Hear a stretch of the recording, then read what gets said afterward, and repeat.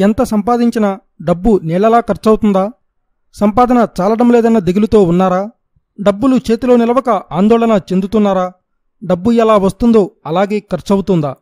అయితే మీరు దిగులు చెందాల్సిన పనిలేదు. ఎందుకంటే వాస్తుశాస్త్రం, జ్యోతిష్యశాస్త్రం చెప్తున్న ప్రకారం పలు సూచనలు పాటిస్తే మీకు ధనప్రాప్తి కలుగుతుంది, ఐశ్వర్యవంతులవుతారు, అంతా శుభమే కలుగుతుంది. డబ్బు పోవడం కాదు, అంతా రావడమేనని శాస్త్రాల్లో పేర్కొన్నారు. ఆర్థిక ఇబ్బందులు కూడా తొలగిపోతాయి. అయితే అందుకు మీరు పాటించవలసిన సూచనలు ఏంటంటే, పసుపు.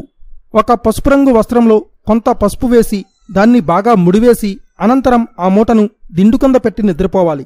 ఆ తర్వాత మీ జీవితంలో కలిగే మార్పులను మీరే గమనిస్తారు. ఇలా చేయడం వల్ల ధనం బాగా కలుగుతుందట, ఆర్థిక ఇబ్బందులు తొలగిపోతాయట. రాగి పాత్రలో నీరు. ఒక రాగి పాత్రలో నీటిని పోసి ఆ పాత్రను మీరు నిద్రించే బెడ్ కింద పెట్టుకోండి. అలా వీలు కాకపోతే ఆ పాత్రను బెడ్ పక్కన కూడా పెట్టుకోవచ్చు. దీంతోపాటు ఒక చిన్న ఎర్రచందనం మొక్కను మీరు నిద్రించే దిండు కింద పెట్టుకుని రాత్రిపూట పడుకోండి. ఇలా చేయడం వల్ల సూర్యభగవానుని ఆశీస్సులు లభిస్తాయట. అంతేకాదు సంపద మిక్కిలిగా వృద్ధి చెందుతుందట. ఒక వెండి పాత్రలో నీటిని పోసి ఇంతకుముందు చెప్పినట్లుగా బెడ్ కింద లేదా పక్కన పెట్టుకోవాలి. లేదంటే వెండితో చేసిన బ్రేస్లెట్లు, చెవిరింగులు వంటివి కూడా ధరించొచ్చు. అలా చేస్తే ధనం బాగా సమకూరుతుందట, ఏదనుకున్నా వెంటనే జరిగిపోతుందట. వెండి లేదా బంగారు ఆభరణాలు.